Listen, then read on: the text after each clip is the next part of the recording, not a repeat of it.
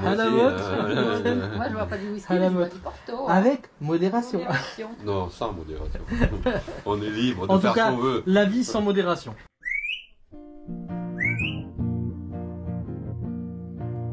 On s'est perdu sur des chemins, en vagabond s'en est allé, errer de ville en campagne, rouler, rouler sans se presser,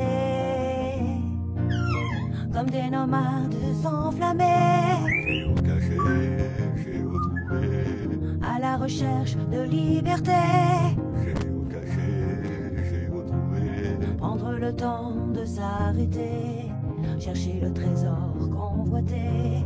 Le vagabond est arrivé, venez, venez le contempler. Des paysages de toute beauté, j'ai retrouvé, nous sommes enfin prêts à rêver.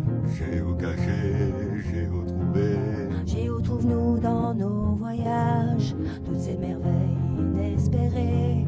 Dans cette quête vous racontez tout le récit de nos contrées. Allez, allez, nous retrouver, j'ai retrouvé, vous apporter de la gaieté. j'ai retrouvé, Allez, venez, venez, vous amuser. j'ai retrouvé. Salut à tous, c'est Géo Trouve-nous. Coucou, c'est Madame Géo Trouve-nous. Alors aujourd'hui, je vais vous présenter un format que j'aime beaucoup, un jour une rencontre. J'ai fait déjà pas mal de petites vidéos là-dessus, je vais vous en mettre une petite, la playlist juste là. Et c'est super sympa. Alors la première c'est... Julien Cohen au bistrot. Il est au bistrot Julien Cohen. Dans un restaurant qui s'appelle le bistrot. La deuxième c'est... Abdullah et sa famille. Alors c'est des pêcheurs marocains qu'on a rencontrés, c'était super sympa, une super rencontre. Franchement, allez voir cette vidéo, elle est géniale. Et la troisième c'est... Yodba, le slammer. Alors aujourd'hui, ils ont une chaîne YouTube, Baraka Van Life. Allez les voir, franchement, ça leur fera plaisir. Et c'était une vidéo super sympa et une rencontre exceptionnelle. Plus que des amis, c'est la famille, quoi. Et la quatrième vidéo, c'est... Des Savoyards. Ah oui, c'est pareil, c'est une autre famille, la famille des Savoyards. Alors on a passé un super moment, enfin on a passé plein de super moments avec eux. Mais du coup, c'est que celle-là qu'on a filmée. Enfin, on a fait peut-être 2-3 films ensemble. Et enfin, la cinquième, c'est...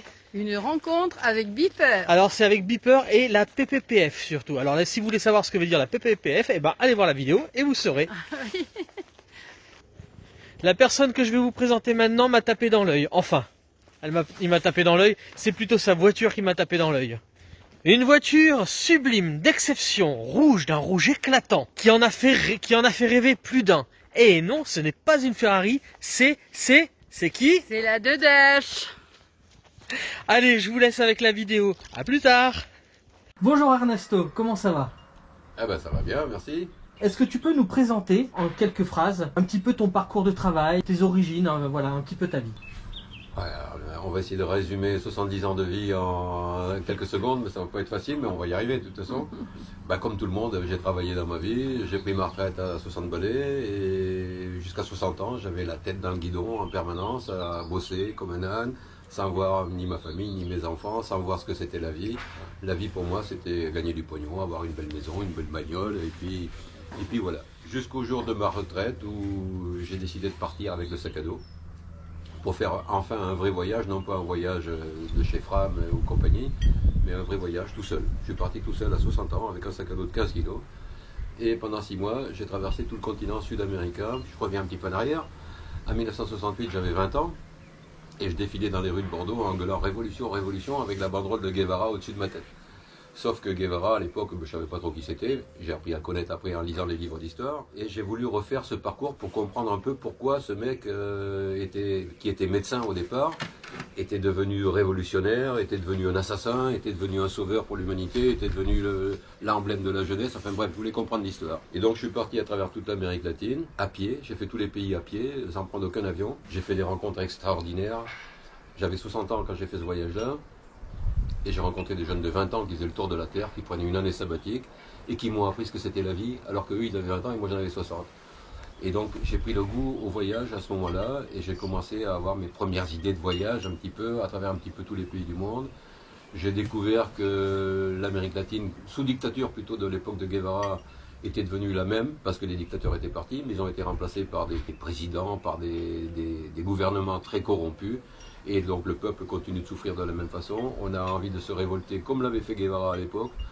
Après l'histoire, il faut la voir avec les yeux de l'époque et non pas les yeux d'aujourd'hui, parce qu'on m'a déjà jugé. Pourquoi tu mets Che Guevara sur ta voiture en photo? T'as qu'à mettre Hitler aussi, on m'a dit un jour.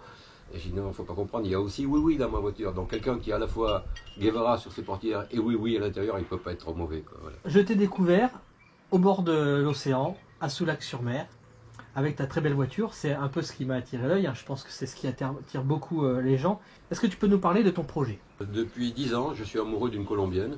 Et on se voit à raison de 3 mois par an. En fait, à la fin de ce voyage que j'ai fait à travers toute l'Amérique latine pendant plusieurs mois, le dernier jour, le hasard a voulu que j'aille faire comme avait fait Che Guevara dans une léproserie. Moi, j'ai été faire une journée dans une fondation qui s'occupe de gamins qui ont le cancer. Et pour moi, le cancer, c'est une maladie de vieux, mais pas une maladie de gosse. Et donc, j'ai découvert quelque chose que je ne connaissais pas déjà, des gamins avec le cancer. J'étais très ému de voir des gamins qui n'étaient pas tristes, de voir des gamins qui voulaient jouer comme tous les gamins. Et je me suis pris d'amitié pour ces gamins-là, je me suis pris d'amitié pour cette idée-là. Et puis je suis rentré en France. Un gamin de cette fondation m'avait dit « Tio », parce que là-bas ils m'ont tous baptisé tonton, Tio en espagnol. Et ils m'ont dit « Tio, quand tu reviens, tu me ramènes un t-shirt du PSG ». Il y en a un qui connaissait le PSG à Bogota, en Colombie, un gamin de 14 ans. Et je dis « Ouais, promis, je te ramène un t-shirt du PSG ». Sauf que je ne savais pas si je remettrais un jour les pieds en Colombie. Et quelques temps après, je vais à Paris. Je passe dans un quartier où ils se vendaient des t-shirts, etc. Et je trouve un t-shirt. J'ai dit, voilà l'occasion, j'ai acheté le t-shirt du PSG. J'ai appelé la directrice de la fondation, donc, où j'avais été passer une journée. Et je lui ai dit, Diana, il faut que tu me passes Andrés. J'ai une surprise pour lui. Et elle m'a dit, ben non, je ne peux pas te le passer. Il est mort la semaine dernière. Et là, j'ai compris ce que ça voulait dire cancer. J'ai compris que ça voulait dire mort également aussi. Et là, j'étais comme un con à Paris avec mon t-shirt dans les mains. Que ce t-shirt, j'avais promis à un gamin. Le lendemain, j'ai été prendre un billet d'avion, je suis reparti en Colombie. J'ai dit à ma femme, je repars en Colombie. C'est là que tout a commencé, elle n'a pas compris pourquoi.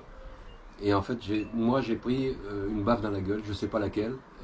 J'ai rien cherché et on m'a foutu sur ce chemin-là. Je suis retourné en Colombie, donc Diana m'a trouvé un hébergement là-bas. Et je me suis décidé à aider cette fondation, qui est une fondation qui n'a pas beaucoup de moyens. Et à l'époque, moi, j'avais beaucoup de connaissances dans le monde de mon ancien travail. Et donc, j'avais dit, je vais essayer de récupérer un peu de fric, etc. J'ai commencé par écrire un livre qui racontait un peu mon premier voyage à travers toute l'Amérique latine. Et tous les bénéfices de ce livre, j'ai dit, je vais les donner à cette fondation-là. Et comme ça a commencé un peu mon endoctrinement, si on peut dire, pour la raison de cette maladie des cancers pédiatriques. Et puis petit à petit, j'ai mis le doigt dedans, puis le bras, puis maintenant je suis à...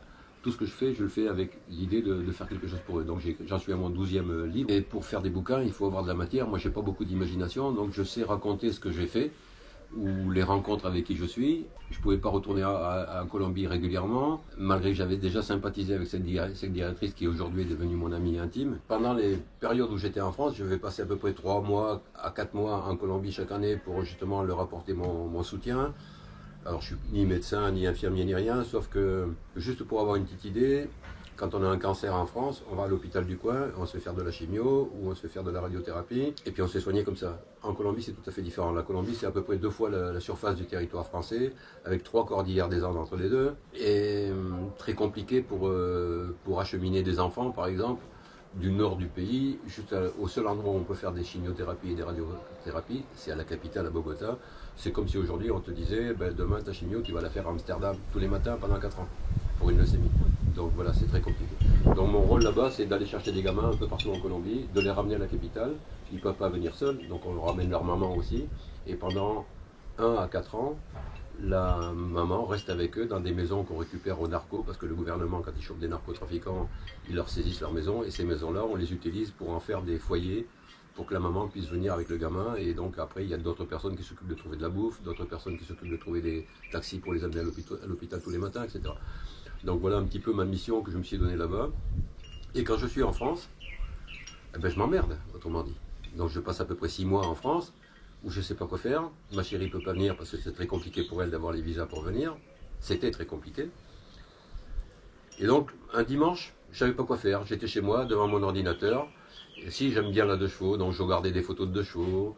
Et puis, je suis tombé sur une photo d'une deux chevaux qui est à l'usine Michelin à Clermont-Ferrand, qui traverse une carte de France. C'est un spot qui est dans l'usine Michelin. Une vieille deux chevaux, une carte de France qui est déchirée, la deux chevaux qui passe à travers. Et la voilà l'idée. La deux chevaux, j'aime ça. La France, ben, c'est mon pays. Il n'y a rien de plus beau que la France dans toute sa diversité. Je vais prendre ma deux chevaux, je vais faire le Tour de France. Et puis là, j'ai dit, putain, mais oui, là, il faut de l'argent. Comment je fais? Donc j'ai balancé un message sur Facebook en expliquant que j'étais un vieux con de 70 ans, enfin 60 et quelques années à l'époque, que j'avais envie de faire le Tour de France avec ma deux chevaux, que je voulais pas aller à l'hôtel, que je voulais pas aller au restaurant parce que ça m'intéresse pas d'aller bouffer au restaurant tout seul et de dormir comme un con tout seul dans une piole. Si quelqu'un voulait bien me recevoir, pourquoi pas? Je me lance. Et là, j'ai reçu en moins d'une semaine plus de 800 invitations à travers toute la France, la Belgique, le sud de l'Allemagne, la Suisse, le nord de l'Italie, un petit peu en Espagne. Et j'ai dit, bon ben là, mon gars, il faut que tu partes, quoi, parce que maintenant, ou tu le fais, ou tu le fais pas. Si tu le fais pas, tu passes pour un con. Sauf que 800 invitations, à raison de 300 jours par an, ça fait plusieurs années, quoi. À condition d'en faire un tous les soirs, ce qui n'était pas non plus prévu. J'avais pas non plus envie de me mettre un programme serré dans la tête. Et donc, j'ai dit, ben, je vais le faire par région. À une période, une année cette région-là, une autre année, et comme ça je pourrais rester un peu plus longtemps avec les gens si je me sens bien. Et donc j'ai démarré ça il y a 4 ans maintenant, je crois, à peu près, par différentes régions de France. J'ai fait le centre, 2 ans dans le sud. Là je vais partir la prochaine fois, ça sera ou sur l'Alsace ou sur la Bretagne, ça sera plouf plouf. Je vais lancer une, l'Alsace, on va y aller. je vais lancer une pièce sur la carte de France, je vais voir où elle tombe, et puis c'est là où je partirai, quoi.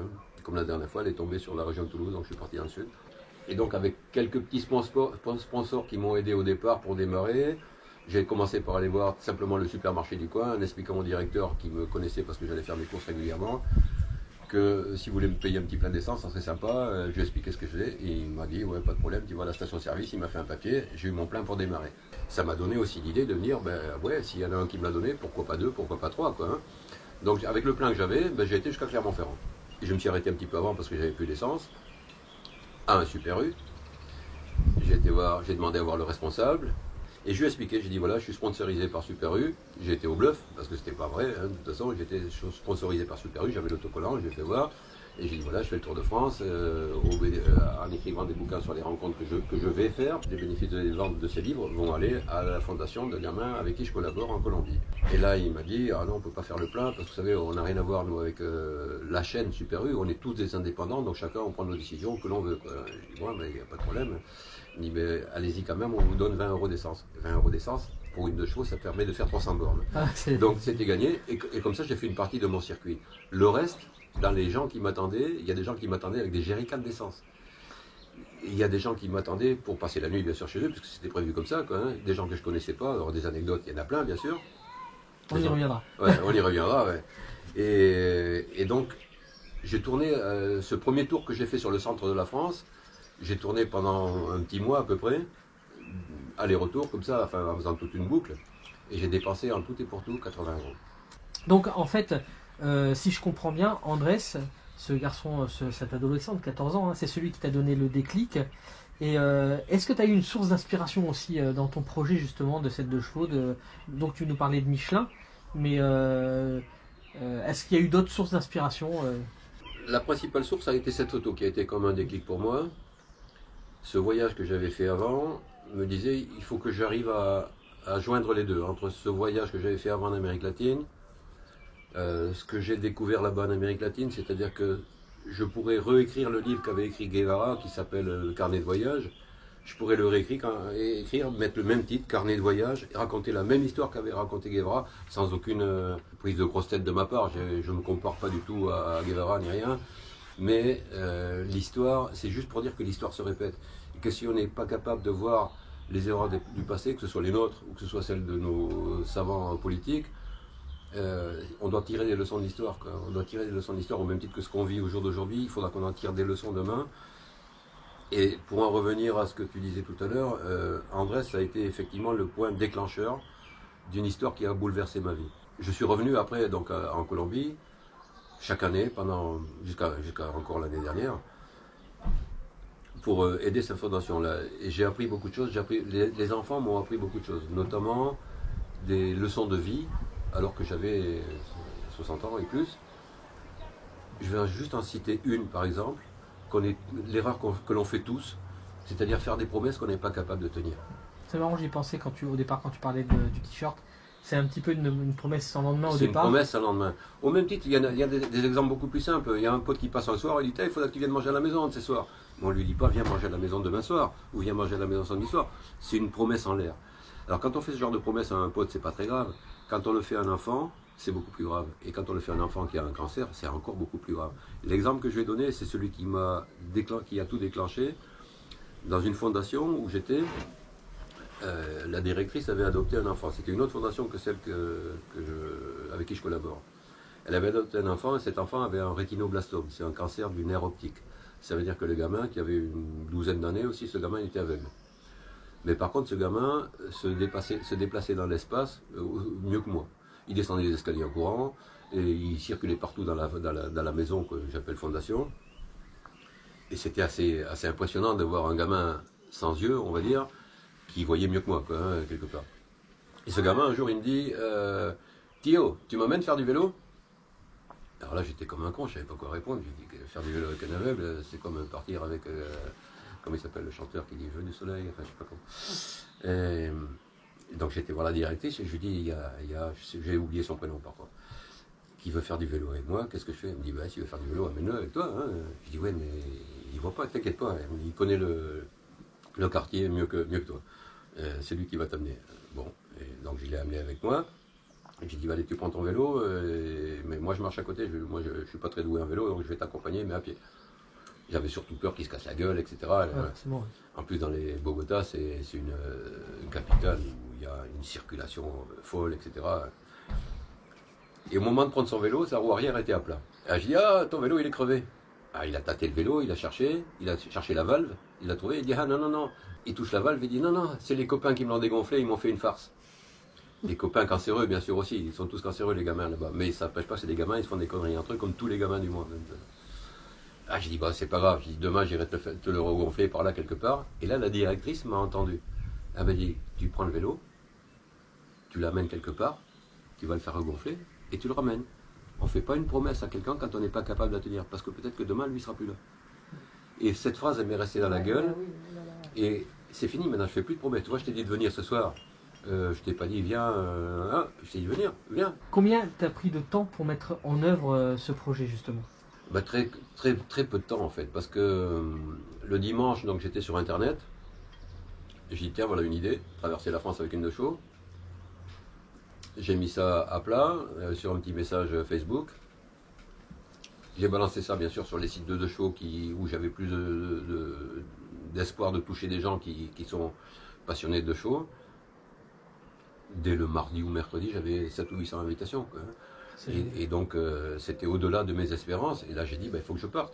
Ma de chevaux, elle marchait à peu près bien. Je l'ai fait réviser. Une de chevaux, c'est une de chevaux. Hein. Mécaniquement, ça va. Ouais, mécaniquement, ça va, c'est pas très compliqué. Et même si ça tombe en panne, en général, on dit que ça tombe pas en panne, elle se repose. C'est tout, la de chevaux. Aujourd'hui, quels sont tes besoins? Aujourd'hui, mon besoin, c'est de retrouver ma chérie. Voilà. D'abord, c'est mon premier besoin. Donc je suis séparé d'elle depuis l'an dernier. L'an dernier, je suis parti en Colombie toujours pour les mêmes raisons, pour aider cette fondation et puis pour retrouver aussi ma chérie là-bas, avec l'idée de revenir avec elle et l'idée de nous marier ici en France et de continuer un peu depuis la France à filer ce coup de main là-bas en Colombie. Sauf qu'entre-temps, il y a le Covid qui est arrivé. Donc je devais rentrer l'an dernier, je suis parti au mois de janvier, je devais rentrer au mois de mars. Au mois de mars, Covid en France. Covid en Colombie, Covid sur la terre entière, en moins d'un mois, toute la terre a été impactée en gros. Et donc mon avion qui était prévu pour retour a été annulé, reporté à quelques jours plus tard, soi-disant. Quelques jours plus tard, c'était pareil, c'était même pire, et quelques jours plus tard, c'était encore pire. Et en fin de compte, au mois de juin, j'étais toujours là-bas. Donc sans papier, illégal, sans visa, sans rien, mais c'était toléré parce qu'il n'y avait pas d'autre solution. Donc je suis resté là-bas. Et donc on s'est séparés au mois de juin, on a dit au mois de septembre on se retrouve Sauf qu'au mois de septembre, c'était pareil, ça n'a pas changé. Donc ça fait 1 an qu'on est tous dans cette merde de privation de liberté, de privation de tout ce qu'on veut, de privation de vie, on va dire tout simplement. Quoi.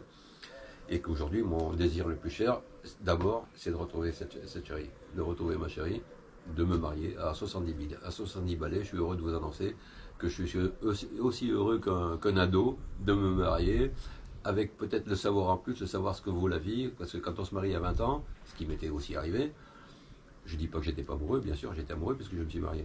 Sauf que j'avais aucune idée de ce que serait mon futur. Maintenant, je sais ce qu'a été mon passé, et j'ai envie d'être heureux, j'ai envie de vivre ma vie, et j'ai envie de me marier avec une femme que j'aime et qui m'aime. Voilà.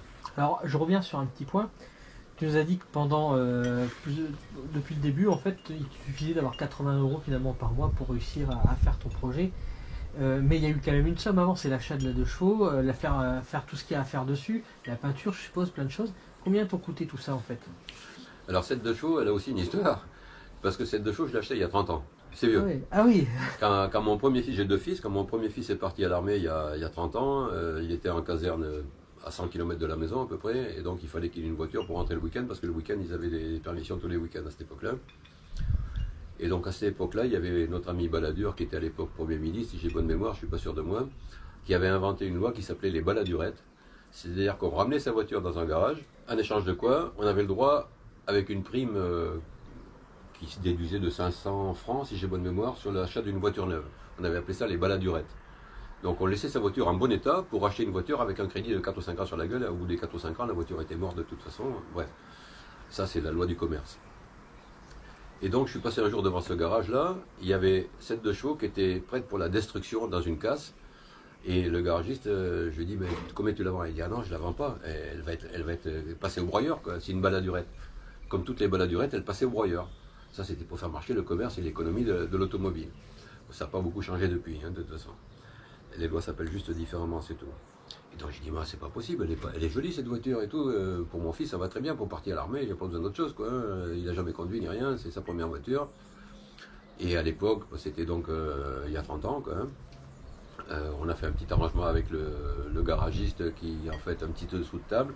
Et j'ai donné 500 francs, c'est-à-dire la valeur de rachat par la loi Balladur. J'ai donné 500 francs au black, il m'a donné la voiture, il a bidouillé la carte grise, je ne me rappelle plus comment c'est, tout à fait illégal bien sûr. Quoi. Il y a prescription. Il y a prescription, voilà. Donc. Ouais. Et je suis parti avec cette voiture, mon fils est parti à l'armée avec, mon deuxième fils l'année suivante, parce qu'ils ont 1 an d'écart, est parti lui aussi à l'armée avec. Et quand ils ont fini, la voiture, je l'ai gardée parce que j'en suis tombé amoureux. Et j'en suis toujours amoureux, c'est ma maîtresse quoi en fait, c'est ma maîtresse. Et mes enfants m'ont dit, papa, si tu savais tout ce qui s'est passé dans ta voiture. Il y a des bonnes suspensions. Ouais. Ah, puis décapotable. Hein. Ouh. Donc c'est sa couleur d'origine. Ça s'appelle rouge géranium. Elle a été refaite il y a 20 ans. Il y a 20 ans quand même j'ai décidé de la remettre un peu en bon état parce que c'est vrai qu'elle avait subi quelques outrages avec mes fils. Notamment un jour il y a le capot qui s'est ouvert en croisant un camion, donc le capot s'est plié sur le toit de la voiture. Bon il y a eu pas mal de choses comme ça, donc je l'avais refaite il y a 20 ans, remise propre on va dire, peinture refaite, mais peinture dans sa couleur d'origine. J'ai mis quelques accessoires parce que chez Citroën la 2 chevaux elle est sortie dans X versions différentes avec des phares ronds, des phares carrés, des clignotants, pas de clignotants, une petite fenêtre derrière ou pas de petite fenêtre, enfin il y a eu une petite lucarne ou pas de lucarne, enfin il y a eu plein d'évolutions. Puis il y avait des millésimes. Voilà, comme des millésimes de vin un petit peu. Et donc j'ai décidé, à mon goût à moi, de conserver sur cette voiture tout ce que je pensais qu'il y avait eu de meilleur dans les différentes évolutions de la 2 chevaux. Donc elle a des phares ronds alors qu'elle devrait avoir des phares carrés. Elle a une capote à ouverture intérieure alors qu'elle devrait avoir une capote à ouverture extérieure. C'est un peu technique tout ce que je dis. La casquette. La petite casquette, alors ça c'est un accessoire allemand normalement qui était fait pour les Volkswagen, les coccinelles à l'époque, mais avec une petite adaptation, on pouvait l'adapter sur les 2 chevaux. Enfin bref, des petites statuettes de 2 chevaux qu'il y a sur le capot devant avec les 2 chevaux là, elles sont magnifiques. Les 2 chevaux chromes. C'était un accessoire qui existait chez Citroën dans les années 60 aussi, c'est pareil. Donc elle n'est pas tout à fait d'origine, ça fait hurler les puristes, parce qu'il y a des puristes aussi là-dedans qui n'aiment pas avoir quelque chose qui ne soit pas comme à l'origine. J'en ai rien à foutre, c'est comme une maîtresse, pourvu qu'elle plaise à son amant, c'est le principal. Quoi. Alors, du coup, pour le temps de préparation, c'était sur la longueur. C'était sur la longueur, tout finalement, à fait. Et puis même niveau somme, finalement, comme c'était sur la longueur, c'est à chaque fois un peu plus. Et puis, ouais, voilà, enfin, c'est comme on entretient sa voiture. Voilà, on va dire qu'en fait, c'est un budget permanent qui est dans la 2 chevaux. Est-ce que tu as eu des difficultés quand tu as voulu monter ton association et qu'est-ce que tu changerais? Non, en fait, c'est pas mon association. Moi, je collabore avec une fondation. C'est pas une association. Donc une- dans ton projet, une du moins. fondation. Dans ton projet. J'ai pas eu de difficulté vraiment. Je suis tombé toujours, peut-être le hasard des rencontres aussi avec les gens que j'ai pu croiser sur la route ou à travers les livres ou dans les journées dédicaces que je peux faire quand je sors un nouveau bouquin. Ben, je vais dans les librairies à droite et à gauche et puis je fais des journées dédicaces. Et je fais toujours des rencontres. Je vais en citer une sans citer de nom. La plus récente, ça date d'il y a un mois. Il y a une personne que j'ai rencontrée qui m'a demandé mon numéro de compte bancaire pour me faire un virement de 500 euros. J'ai dit, mais vous avez gagné au loto, qu'est-ce qui se passe? J'ai dit, en plus, j'ai rien demandé, quoi. Il me dit, non, c'est pour faire la fondation, c'est pour envoyer la fondation. Mais je veux être sûr que ça y arrive. J'ai trouvé ça extraordinaire, que de la part d'une personne qui ne me connaît pas, qui a juste eu confiance en moi. Et faire confiance aux autres, c'est encore une autre leçon. C'est vachement important aussi. J'ai donné une petite anecdote tout à l'heure sur le fait de tenir ses promesses. Il y a aussi une deuxième leçon de la vie, c'est savoir faire confiance aux autres. Alors, pas aveuglément et à n'importe qui, mais en la majorité, oui. Moi, j'ai traversé des régions d'Amérique latine où peu de gens osent mettre les pieds, y compris les taxis locaux qui ne voulaient pas m'y amener.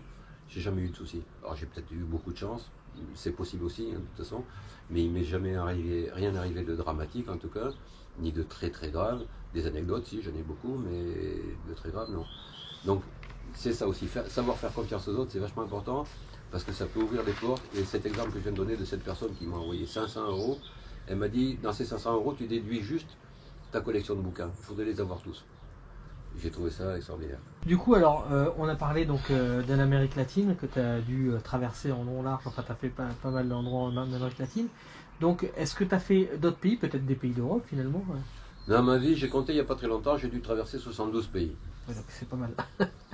Alors, le seul continent que je ne connais pas du tout, c'est l'Australie. Autrement, j'ai volingué un petit peu en Asie, beaucoup en Amérique latine, un petit peu en Amérique du Nord. En Russie, il n'y a pas très longtemps, parce que j'ai un fils qui bossait en Russie, et donc j'ai eu l'occasion aussi d'aller y mettre les pieds. En Europe, pratiquement tous les pays d'Europe, ça c'est clair. Hein. Mais à l'époque, c'était pas pareil, parce que je voyageais surtout déjà accompagné, j'étais avec mon ancienne épouse. Souvent par le biais de voyages organisés également aussi, plus ou moins organisés, on va dire, ou en tout cas préparés, pour dire plus simple. Alors qu'aujourd'hui, je voyage seul. Et on doit être beaucoup plus humble quand on est seul, parce que on est tout seul. Quand on est deux, déjà on est un groupe. Quand on est 3 ou 4 à voyager, on n'en parle même pas. Quand on est tout seul, tout est permis. On peut aller à la rencontre de qui on veut parce qu'on est tout seul. On ne fait pas peur, on est tout seul. Et en plus, dans une langue des fois qu'on ne maîtrise pas, moi je parle à peu près correctement espagnol, je l'écris, donc je parle à peu près correctement espagnol. Je me débrouille en anglais. Mais il y a des pays comme en Asie ou en Russie, effectivement, il y a des endroits où on ne parle même pas anglais du tout, même un mot. Donc si on est en groupe, ben, c'est pas la peine, on ne s'approche pas des gens. Si on est tout seul, ben, on essaie de se faire comprendre comme on peut, et l'humilité fait qu'on passe partout. Et on arrive à faire des rencontres, on arrive à dormir chez des gens parce qu'on est tout seul. J'étais dormir chez des femmes seules en Colombie, non pas sans aucune arrière-pensée, parce que j'étais tout seul. On aurait été deux potes, jamais on aurait été dormir chez une femme seule. Impossible. Hein. Là, j'étais tout seul. Et donc, quelque part, celui qui avait peur, c'était moi, c'était pas la personne qui me recevait, quoi, hein, parce que je ne savais pas chez qui j'allais mettre les pieds. Quoi. Donc, l'humilité. Et donc, je rebondis sur ce que tu dis là. Donc, forcément, on ne peut pas s'empêcher de penser, avec J'irai dormir chez vous en 2 chevaux, à finalement Antoine de Maximi qui fait J'irai dormir chez vous. Est-ce que ça a été un petit peu ton moteur? Est-ce que il y a quelque chose qui a soufflé en toi là-dessus? Évidemment, je peux pas avoir pris ce titre pour mes livres et ce titre pour ma 2 chevaux. Tu as dû le filmer, je crois, sur les fenêtres tout à l'heure, par hasard. C'est que je suis un fan inconditionnel d'Antoine de Maximi. Parce que bon, il a des moyens que bien sûr que je n'ai pas, et sans doute une équipe qui l'encadre, de monteurs, de cadreurs et tout ce qu'on veut. Et lui-même, il a aussi un côté professionnel qui lui permet de faire ça. Moi, c'est pas du tout mes compétences.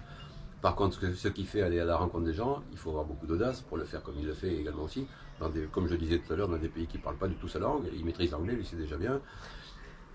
Mais Juste sa maxime. Sa maxime, pour moi, elle résume mon sens aujourd'hui de la vie. La maxime d'Antoine de Maximi, elle est quand rien n'est prévu, tout est possible. Et aujourd'hui, pour moi, c'est ça. Rien n'est prévu, tout est possible. Il n'était pas prévu qu'on se rencontre nous deux, il n'était pas prévu que je te fasse une interview, si on peut appeler ça pompeusement une interview. Mais voilà, c'est comme ça.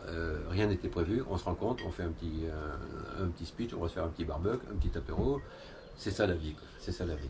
Rien, c'est pas prévu. Et si demain, si on se dit, ben demain je pars, je vais aller à coucher à Clermont-Ferrand, et puis après-demain je vais aller... Non, c'est pas ça la vie. La vie, c'est dire, je pars. Je pars.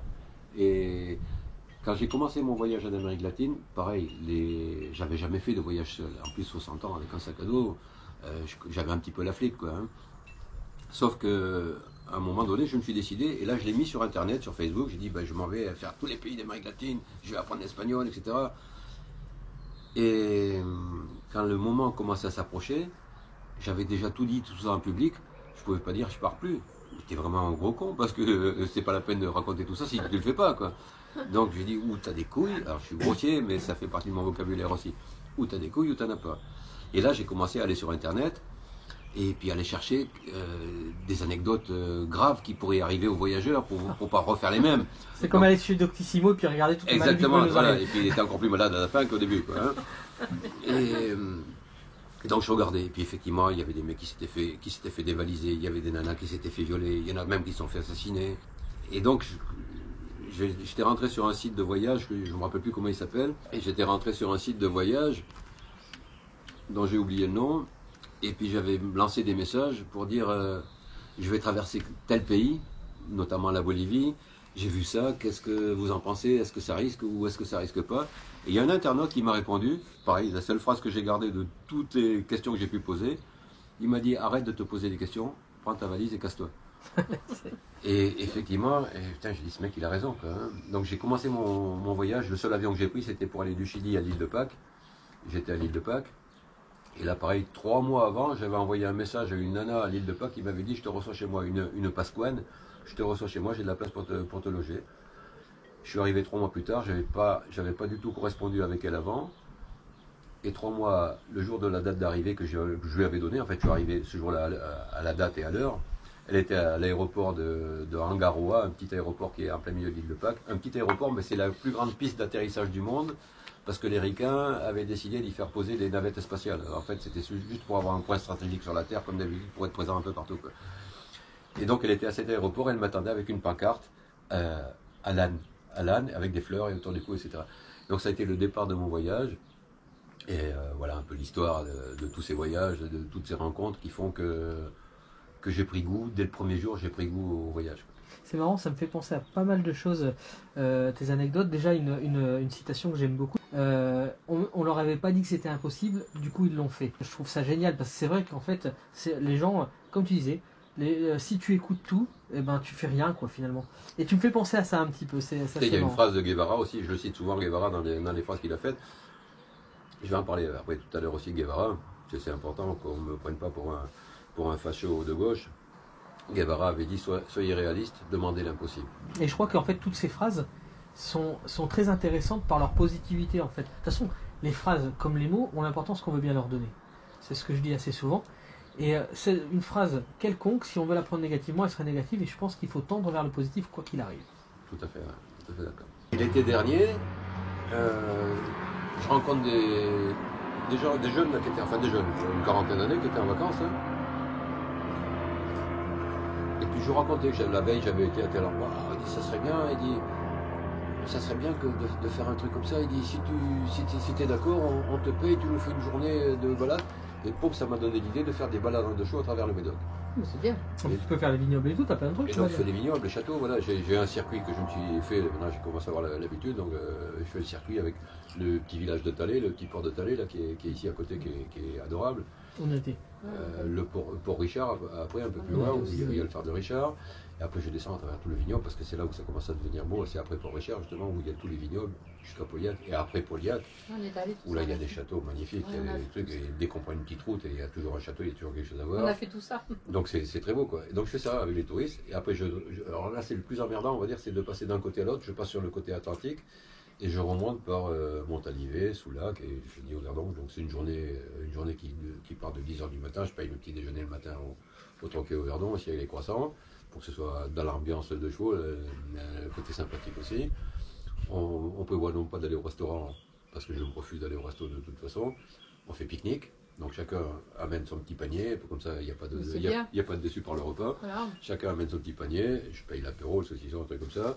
Et puis on continue, on fait la balade et on revient le soir 18h. Et les gens à chaque fois sont enchantés. Tu m'étonnes. Donc depuis je fais ça et ça me permet aussi d'entretenir la de chevaux. Mais effectivement j'ai l'idée de monter un site balade en Médoc, balade de chevaux en Médoc. Pourquoi pas. Et là, tu vois, je voulais rebondir là-dessus, sur les plus beaux endroits visités. Donc finalement, tu es tombé amoureux un petit peu de ce coin, alors du coup. Ah, tout à fait, ouais. Tout à fait. Déjà ici, au même titre que tu disais tout à l'heure que tu te sentais bien quand tu es rentré, Incroyable. du jour au lendemain, je me suis senti bien ici. Alors que je te dis, j'ai abandonné le luxe. Je vivais faut pas exagérer, mais je vivais dans le luxe. Par rapport à ce que c'est ici, je vivais dans le luxe. Et je devrais avoir la nostalgie, tu vois. Et non, j'ai aucune nostalgie. Je me sens super bien. C'est normal, parce qu'il y a des bonnes ondes là-dedans. Je sais pas, mais je me sens super bien. On est bien. attiré. Je me sens super bien et la région, le coin me plaît. Quand il y a du monde en été, le Verdon, c'est pas Soulac ni Montalivet. Le Verdon, ça reste le Verdon. C'est-à-dire un petit patelin où les gens passent mais ne s'arrêtent pas. Tu vois, donc il n'y a pas tellement de monde. Il n'y a jamais beaucoup de monde. L'été dernier, il y avait du monde, mais sans plus. Quoi, donc c'est un peu amusant. Et on m'avait dit, le Toubi avec qui je me suis lié d'amitié, la Toubi avec qui je me suis lié d'amitié au Verdon aussi, m'avait dit, écoute, si tu te plais en hiver, c'est bon. J'ai passé l'hiver ici, j'ai adoré quoi. Et puis la de chevaux, elle est connue ici, tout le monde l'a baptisée Titine. Elle est baptisée Titine. Ah voilà Titine, tout le monde dit la Titine, elle est baptisée Titine. Est-ce que tu as une anecdote ou un endroit vraiment que tu as adoré en fait visiter, aussi bien que ça peut être en France ou à l'étranger? Bon, bien sûr, je suppose que l'Amérique latine, forcément, ça devait être beau, mais est-ce que tu as un coup de cœur quoi? Ça c'est vachement difficile à dire parce que c'est filmé ou pas là? Non, oui, c'est filmé. J'ai toujours fait des belles rencontres. Je suis facilement émerveillable, on va dire en plus. Donc je me plais partout. Je devrais me rappeler de mauvaises rencontres ou je devrais me rappeler des mauvais endroits que j'ai vus. Et tu vois, j'ai du mal à te répondre parce que pour moi, tout ce que j'ai vu, ça m'a plu toujours. Pour te citer la France, si je vais te donner une anecdote. J'étais jamais passé dans les Cévennes. Et je ne sais pas pourquoi ce mot, peut-être à cause des veines, tu sais, tout simplement, les veines qui passent dans le corps, Cévennes, je ne sais pas, alors que ça s'écrit bien sûr pas pareil. J'avais envie de traverser les Cévennes. Et la Lozère, surtout, la Lozère, que je ne connaissais pas du tout. Et un jour, j'ai une copine sur Facebook qui a lancé un truc pour dire, demain, je fais une animation, elle joue de l'accordéon. Demain, je fais une animation dans une maison de retraite à Marseille. Et j'ai dit, en blaguant, j'ai dit, tu m'invites? Alors moi, j'étais à l'époque du côté de Limoges. Limoges-Marseille, ça fait un bout de chemin quand même. En blaguant, je lui ai dit, tu m'invites? Sauf qu'elle m'a dit chiche, ce qu'il ne faut pas dire. Ce qu'il ne faut pas me dire. J'ai dit, ok, j'arrive. Donc j'ai pris ma de chevaux et j'ai dit, je descends à Marseille. Mais j'ai mis 3 jours pour descendre à Marseille avec la de chevaux parce que je ne sais pas faire un voyage sans m'arrêter, moi, c'est impossible. Donc je m'arrête, prendre une photo, je m'arrête discuter avec quelqu'un, ou des fois j'y passe la nuit parce que je trouve quelqu'un de sympa, etc. Et là, j'avais pris la route, non pas par les autoroutes, de chevaux, je ne prends jamais l'autoroute bien sûr non plus, je prends que les petites routes. Et la carte de France me faisait passer par le milieu de la Lozère. Et là j'ai découvert, je ne sais pas, le Canada français, je ne sais pas quoi dire. Un endroit merveilleux, tellement beau que j'étais la bouche ouverte en permanence, en extase de ce que je voyais, des grands sapins ou des grands Douglas, des maisons avec des toits de lauze en pierre. C'est magnifique, magnifique. À tel point que je n'ai pas surveillé ma jauge d'essence et je suis tombé en panne d'essence en plein milieu de la Lozère. Et là, problème parce que des stations-service en Lozère, il n'y en a pas tous les 10 km de toute façon. Heureusement, il y avait des cantonniers qui bossaient pas très très loin et qui m'ont tracté avec un tracteur jusqu'à la première ville qui était à une quinzaine de kilomètres où là j'ai pu faire le plein, mais que le lendemain matin parce que c'était fermé à l'heure où j'arrivais. Donc voilà des petites anecdotes, mais je me plais partout.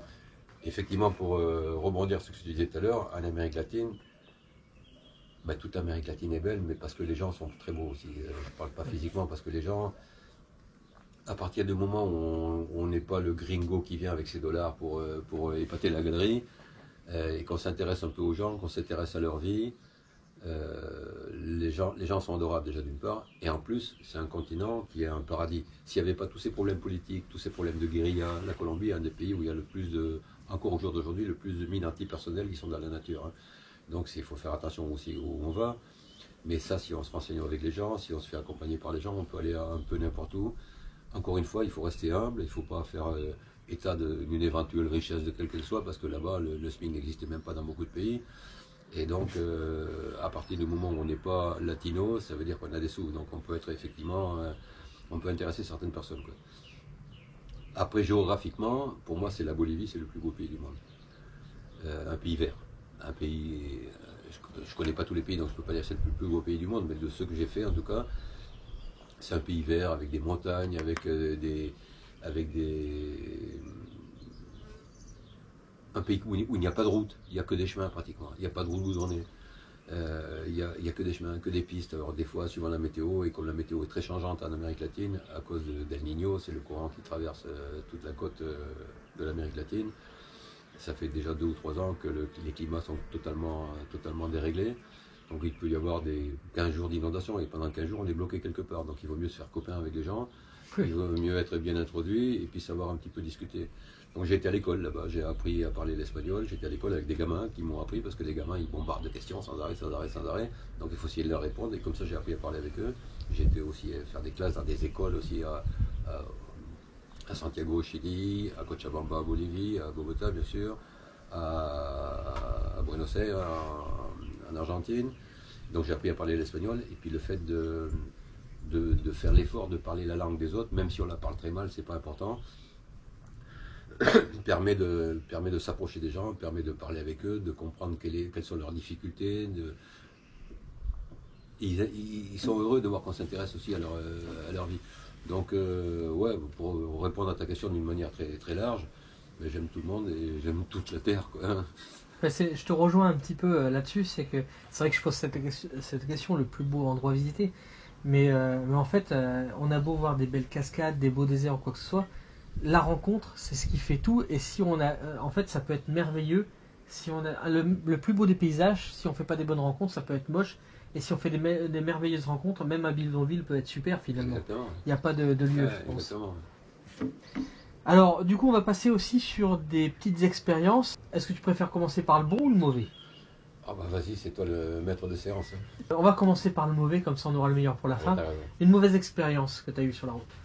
Franchement, j'ai beaucoup de mal à te répondre, parce que des mauvaises expériences, des anecdotes angoissantes, oui, peut-être un petit peu. En Équateur, par exemple, j'avais décidé d'aller de Quito en Équateur jusqu'à Bogota en Colombie, c'est-à-dire 26 heures de bus, en passant une frontière que le gouvernement français dans gouv.fr disait surtout pas passer, et surtout pas la nuit, qu'il fallait absolument prendre un avion entre Quito et Bogota. Bien sûr, je l'ai fait en bus et je l'ai fait la nuit. Tu as cumulé les deux. J'ai cumulé la nuit. Et donc le bus partait à 4 h du matin de Quito en Colombie. Donc j'ai quitté le petit hôtel où j'étais à 3 h du matin, j'ai mis mon jean, mon sac à dos, et je suis parti à pied en pleine nuit dans Quito, un endroit qui n'était pas très bien réputé, pour aller là où il y avait le terminal des buses, le terminal de bus. Et là, il y avait 2 Italiens qui étaient là, un couple, et la femme pleurait. Et j'ai dit à la femme, qu'est-ce qui t'arrive? Enfin, j'ai essayé de me faire comprendre, je ne me rappelle plus comment on a parlé, si c'était un italien ou un français ou un espagnol. Et donc, ils s'étaient fait agresser par un mec qui les avait braqués. Là, pendant qu'ils attendaient le bus. Je suis resté à les écouter. Moi. Ce fameux mec revient, parce qu'il a vu qu'il y avait quelqu'un de plus, c'est-à-dire moi, et il y a sans doute encore un autre à braquer, et ce mec revient. Et là, il sort un couteau, et puis pareil, il me dit, ton fric, enfin je ne sais plus comment il m'a dit exactement. Et moi, je voyage toujours sans rien d'évident, ni montre, ni fric, ni rien. Donc j'ai mis mes poches à l'envers, je lui ai fait voir comment c'était l'éléphant, en gros, quoi, avec les oreilles qui dépassaient, j'ai mis mes poches à l'envers. Et j'ai dit, regarde, j'ai rien sur moi, j'ai un peu de monnaie, j'ai dit, si tu veux, je te la donne. J'ai quelques cigarettes, j'ai dit, si tu veux, je te donne mon paquet, c'est tout ce qui me reste, j'ai décidé d'arrêter de fumer, tout ça. Et là, ce mec, j'ai donné ce que j'avais. Il m'a rien volé, c'est moi qui lui ai donné ce que j'avais. Il m'a tapé sur le dos. Amigo, amigo, mi amigo. Mais il m'a dit. Et on est devenu potes le temps que le bus arrive, c'est-à-dire pendant 1 heure, il est resté là à me casser les couilles, il n'y a pas d'autre mot, de toute façon, à discuter, je ne sais pas ce qu'il m'a raconté, alors que les Italiens pleuraient à côté de moi, moi je rigolais avec lui, quoi, hein, de toute façon. Et puis après j'ai fini le voyage jusqu'en Colombie avec ces Italiens. Voilà, mais c'est des anecdotes, c'est pas des mauvaises expériences, et franchement, j'ai pas le souvenir. En fait, une mauvaise expérience peut en devenir une bonne si on décide qu'elle devient bonne. Ouais, et puis après ça dépend un petit peu de, on va dire, de l'aura de chacun, quoi. Si j'avais voulu me battre avec lui parce que c'était un bandit, peut-être qu'il m'aurait planté le couteau, effectivement, je sais pas, hein, de toute façon je sais pas. En fait il m'a tapé sur l'épaule en me disant amigo, amigo. Bon bah du coup on peut la classer dans bonne et mauvaise expérience à la fois, du coup là t'as fait le check-up en même temps. Je vais te poser une petite question que je poserai à Madame Géotroun aussi, parce que Madame Géotroun est avec nous. Hein. Si tu avais une baguette magique, quel pouvoir choisirais-tu? Là il faut qu'on coupe le temps que je réfléchisse. Hein. Ouais vas-y, tu as déjà une idée toi ou pas? Alors, si j'avais une baguette magique, je voudrais que tout le monde soit heureux sur la Terre. Ah oui, alors ça c'est ce que les Miss France disent. Bah oui, mais moi c'est ce que je pense. Plus de maladies, que tout le monde mange à sa faim et qu'il y ait beaucoup d'amour entre nous. Voilà, donc Madame Géotroun ici, hein, voilà, elle est avec nous. Elle est sage. Très sage ce soir. Enfin bon, elle est sage, mais hein, elle boit un petit coup quand même. Hein. Mais oui, mais t'as vu, c'est du jus de fruits. Encore du C'est du jus de raisin. C'est ça, hein. Je vais donner la mienne baguette magique, comme ça va peut-être t'as laissé le temps de réfléchir pour toi. Alors moi, si j'avais une baguette magique, ça va être un petit peu égoïste, et pas tout à fait en même temps, parce que c'est toujours lié à la rencontre. Moi, si j'avais un pouvoir, ça serait la téléportation qui me plairait. Voilà, c'est le côté voyage, toujours. J'adorerais voyager instantanément. J'aime bien ton idée là. Ah, c'est génial. Faire un bras d'honneur aux frontières, aux douanes et compagnie. T'imagines là, tu fais ah, Guatemala, ah, Bolivie, ah, Pakistan, pourquoi pas. Oh, la Dordogne. D'ailleurs, oui, à la Dordogne. D'ailleurs, je suis des youtubeurs là qui sont vers le Pakistan, etc. et qui revalorise un petit peu cet endroit, pas forcément comme un endroit touristique ou quoi que ce soit, mais qui valorise dans le côté humain et dans le côté rencontre justement, et c'est magnifique, des super vidéos. Les artisans autour du monde, je crois que c'est ça, je crois que c'est les artisans autour du monde, et c'est des vidéos magnifiques pour ça. Je vous fais une petite dédicace, je pense que vous n'en avez pas besoin du tout, mais franchement c'est magnifique. Bruno, il est à Agen. Le Gaulois, il est à Agen. Il est à Agen, ce moment? Au bord d'un lac. Mais pas à jeun. Il n'est pas à Agen, non, je pense pas. Et il dit, si vous voulez... On va en parler de Bruno tout à l'heure aussi. Ceux qui veulent venir boire l'apéro, ils viennent et tout. Et chaque fois, je trouve que ce qui est génial, c'est que quand on va avec lui, comme il y a beaucoup de monde qui satellite un petit peu autour de lui, du coup, il y a toujours des super rencontres à faire. Ouais. Et il y a des rencontres inoubliables. Moi, j'ai des rencontres aussi bien l'année dernière que cette année. Inoubliable. Du coup, j'ai des personnes qui sont dans mon cœur à vie, quoi. Ouais. Et ça, c'est génial, quoi. Parce que c'est tous. Et c'est ça dans le voyage, c'est ça qui est génial. Hein. Parce que c'est exactement la même chose pour moi. C'est que toutes les rencontres que j'ai faites, elles sont gravées dans ma tête. Elles sont gravées dans ma tête et beaucoup, pour pas dire quasiment tous, sont devenus vraiment des amis, des vrais amis, pas des amis Facebook, des vrais amis. Des amis, voilà, c'est ça comme nous. Et on se rencontre de temps en temps, et quand on se rencontre, c'est comme si on rencontrait un frère. Voilà. Tout le monde a dans sa tête le rêve un jour de claquer la porte de chez soi et de se barrer. Dire j'en ai marre de mon boulot, ma femme me fait chier, mes gosses m'emmerdent, ou bref, on a tous envie, j'ai eu cette envie-là, donc je sais que tout le monde a cette envie-là, de claquer la porte et de dire j'ai envie d'être libre, j'ai envie de vivre ma vie, etc. Sauf que c'est pas possible. C'est pas possible parce qu'on a un boulot, c'est pas possible parce qu'on est marié, parce qu'on a une femme, parce qu'on a des gosses, et parce qu'on doit faire sa fin de mois, on doit payer sa baraque, on doit payer sa bagnole, donc c'est pas possible.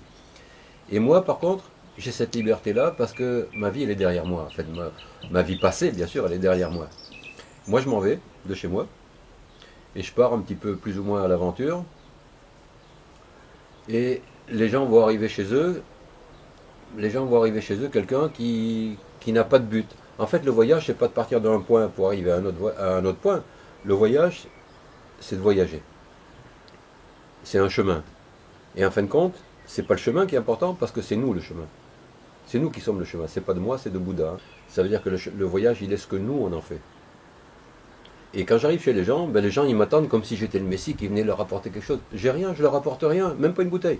Je leur apporte rien sauf ma grande gueule et puis mes histoires, mes anecdotes de voyage, des trucs comme ça. Et les gens, un exemple par exemple, il y a 2 ou 3 ans, pareil, je faisais une partie de mon Tour de France. Et j'étais attendu par une fille qui m'avait invité chez elle à un endroit où il y a du bon pinard à Bourgueil. À Bourgueil, dans le centre de la France. En Bourgogne, oui. Ouais. C'est là où on vient, là. Ah, voilà. Et elle s'appelle Sonia, je peux le dire. Mais je la connaissais pas, bien sûr. Et je connaissais même pas sa tête parce que sur le profil de Facebook, elle avait la photo de Renaud, le chanteur. Et je me suis dit, bah, ça doit être une fan de Renaud, j'imagine, quoi. Donc j'avais mis dans ma de chevaux une clé USB avec des chansons de Renaud parce que j'aime bien aussi. Et le jour où j'allais arriver chez elle, je me suis dit, je vais mettre des chansons de Renaud à fond dans la voiture. Ça. Et donc j'avais dit, j'arriverai, mettons, le vendredi chez toi. Et dès le lundi sur Facebook, elle disait, plus que 4 jours il est là, plus que 3 jours il est là, plus que 2 jours. 3 il est de dos. là. Comme si c'était le Messie qui arrivait chez elle, quoi, hein, alors qu'on ne se connaissait pas, quoi. Et donc je suis arrivé chez cette fille, et là c'est une fille qui avait une vieille 3 chevaux, une AMI 8. Et quand je suis arrivé avec ma radio à fond, avec Renault bien sûr, donc elle m'a facilement reconnu, en plus la voiture c'est vrai qu'elle est facilement reconnaissable. Et là j'étais très surpris parce que cette fille, c'était une punk, elle avait une crête verte sur la tête, des piercings sur les oreilles, des piercings dans le nez, des piercings je ne sais plus où, enfin des piercings un peu partout. J'avais 60 et quelques années, cette gamine elle en avait entre 20 et 30, je ne sais pas exactement. Donc une différence de génération totale. Et je me suis dit, bah, c'est pas mon monde, quoi. Je ne vais pas rester là, quoi. Je vais juste m'y arrêter, lui dire bonjour et puis je vais repartir. Cette fille, elle vivait dans une petite maison qui était donnée par la commune parce qu'elle n'avait pas de moyens du tout. Donc elle vivait avec le RSA ou je ne sais pas quel moyen de subsistance que lui donnait la commune de Bourgueil. Et en fait, elle m'avait préparé un repas pour mon arrivée. Avec quel moyen, je ne sais pas. Il y avait une bouteille d'épinettes, je me rappelle toujours de ça. Elle avait été achetée à Bourgueil des petites galettes tropéziennes spécifiques, enfin pas tropéziennes, des galettes de Bourgueil, qui ressemblent à la galette tropézienne mais qui ont encore un goût différent. Elle avait mis les petits plats dans les gants pour me recevoir. J'étais très surpris de voir cette fille punk qui me recevait presque comme un prince. Dans cette petite maison, il y avait une pièce en bas, un peu comme chez moi ici, une pièce en bas et une pièce en haut qui était sa chambre. Et elle m'avait dit, viens, je vais te faire voir ta chambre. Donc elle m'a fait monter à l'étage, elle m'a dit, là c'est ta chambre. Je dis, mais j'avais vu la maison, il n'y avait rien d'autre. Et je dis, mais toi, ta chambre, elle est où? Elle dit, ben ma chambre, c'est dans le canapé en bas. Je vais dormir dans le canapé en bas. Je dis, non, ça va. Je dis, Sonia, c'est moi qui dors dans le canapé, toi, tu vas dormir dans ton lit, quoi. Ça a été impossible. Ça a été impossible. Donc je suis resté dormir dans son lit. Elle a dormi sur le fauteuil en bas. Et le lendemain, on avait tellement picolé le soir, parce qu'on a quand même pas mal arrosé. Elle avait invité des copines à elle, des copains pour connaître Ernesto, etc. et tout, raconter un petit peu ma vie. Pas mal picolé, le lendemain j'avais très mal aux cheveux. Et donc j'ai dit, Sonia, si ça ne te dérange pas, je vais dormir encore ce soir chez toi, parce que je ne me sens pas en état de repartir aujourd'hui, quoi. Pas de problème, je suis resté 4 jours. Quand je suis reparti, elle pleurait comme si c'était son père qui partait, quoi. Voilà le genre de rencontre qu'on peut faire avec des gens qui ne sont pas du tout de notre milieu. Donc du coup, bah là j'ai eu l'anecdote émouvante là. Voilà. Sortez les mouchoirs. On vit chacun dans un monde qui est notre monde à nous, et on a l'impression que notre monde à nous, il est fermé à tous ceux qui ne font pas partie de ce monde, et on se rend compte que si on s'ouvre soi-même un petit peu, on est capable de faire entrer dans notre monde, ou en tout cas de nous ouvrir nous au monde des autres, quoi. Et ça c'est important. Alors la prochaine question, attention, c'est important. Et j'ai peur parce qu'elles vont de pire en pire tes questions là, hein. Ça commence light, mais ça finit. Non, là ça peut être pas mal. La prochaine question, elle est très importante parce que je vais taguer la personne que tu vas citer. Finalement, ça peut peut-être se passer, on sait jamais ce que la vie nous réserve. Si tu pouvais dormir chez une personne connue, ça serait laquelle? Connue vivante ou connue décédée? Bah, tant qu'à faire, si tu peux dormir encore chez elle. Remarque, si tu peux dormir chez une personne qui est décédée, elle est plus dedans, mais que tu dors quand même. Mais bon, tant qu'à faire vivante. Non, parce que j'allais te répondre Marilyn Monroe, parce que ça a toujours été mon idole depuis l'âge de 20 ans. Je sais pas pourquoi, comme ça représente. Alors, je pourrais pas la taguer. Ça représentait sans doute la blonde à fond de poitrine, mais tu peux pas la taguer de toute façon. Et puis pareil, j'ai eu une histoire particulière avec l'histoire de Marilyn Monroe, donc c'est peut-être un peu pour ça. Alors du coup, c'est à peu près dans le même style. Si tu étais coincé dans un ascenseur, avec qui tu aimerais y être au moins 1 heure? Si c'était un homme, j'aimerais que ce soit une personne inaccessible, style Macron par exemple. Inaccessible pour le commun des mortels, pour qu'on ait le temps de parler, pour que j'ai le temps de comprendre si ce qu'il nous raconte c'est des conneries ou si c'est du réel. Pour essayer de lui faire sortir quelque chose qui soit non pas calculé, mais quelque chose qui soit humain. Voilà, c'est ce que je peux dire un petit peu. Si c'était une femme, il faudrait qu'elle soit blonde à forte poitrine. On va remettre le sketch Elysée Moon là. Alors, est-ce que tu as une citation ou un film préféré, ou même un livre Bon, la citation, je te l'ai dit tout à l'heure, parce que c'est vrai qu'elle me suit partout. C'est celle Il faut savoir rebondir, c'est la citation. c'est celle d'Antoine de Maximi. Car rien n'est prévu, tout est possible. Donc ça, c'est ma citation préférée, on va dire. Elle est toute simple, toute bête, mais elle me correspond bien. Alors, bon, je sais que tu hésites beaucoup. Dans la personne connue, d'aller dormir chez quelqu'un de connu, ne pense pas à Géo Trouve-nous, je sais que c'est très connu, mais tu peux y dormir, il n'y a pas de souci, hein. Ça c'est très accessible. Bon, mais merci, c'est noté. C'est noté. Bon, c'est petit, hein. J'ai relevé les numéros du camping-car. C'est petit, hein. Il est là, le vagabond, hein. Comme vous voyez, il est toujours à côté. Ah, tu sais que j'ai dormi dans un camp de manouche quand même aussi. Hein. Ça, c'était un grand souvenir également aussi. Tombé en panne devant un camp de manouche, avec une pluie battante, et j'étais resté enfermé dans ma de chaud parce qu'il pleuvait tellement, j'attendais que ça se calme, mais ça ne se calmait pas, jusqu'à un moment où quelqu'un est venu taper au carreau de la vitre, patibulaire mais presque, comme dirait Coluche, avec un capuchon sur le dos. J'ai eu très très peur parce que je voyais ça à travers les vitres embrumées de la de chaud, et c'était un manouche qui était en train de voir que j'étais garé devant chez eux, là devant leur camp, et qui m'a dit, eh ben, faut que tu rentres, tu vas pas rester là sur le bord de la route, parce que... Et là, j'ai commencé à pas trop être très fier, parce que c'est pareil, des gens qu'on n'a pas l'habitude de fréquenter, qui ont une façon de vivre totalement différente de la nôtre, avec des clés de vie qui sont différentes de la nôtre et tout. Et pareil, j'ai passé la nuit dans une caravane qui était libre. Et pourquoi elles sont libres, les caravanes? Parce que quelqu'un est mort, et cette caravane, ils n'ont pas le droit de la faire occuper par quelqu'un, après derrière. Ils la brûlent, en général. Et donc, il me l'avait donné pour y passer la nuit.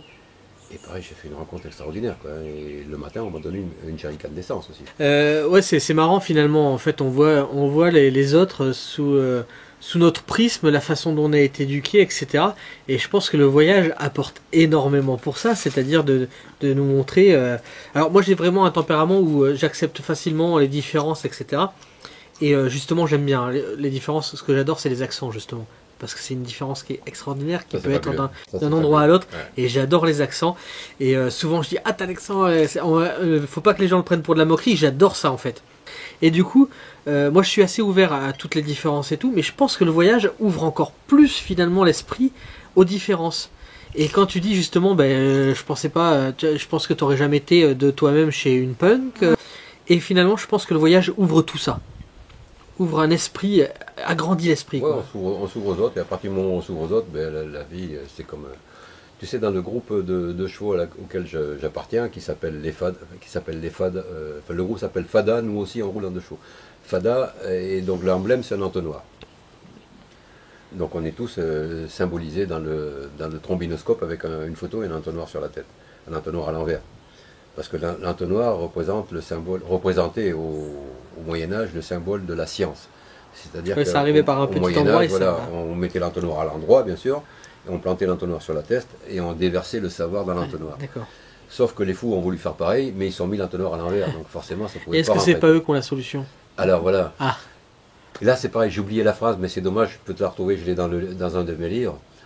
J'ai rencontré un jour, dans un village, un mec qui avait l'air d'un vagabond. Il était assis sur une pierre dans un village à Villefranche de Lauragais à côté de Toulouse. Il était assis sur une pierre devant une maison, habillé vraiment comme un va-nu-pied, un gars qui avait une bonne soixantaine d'années, enfin en tout cas c'est ce qu'on lui donnait. Et je me suis arrêté sur la place du village, c'est une place très belle comme beaucoup de places dans le midi de la France, avec des arcades, avec des platanes, etc.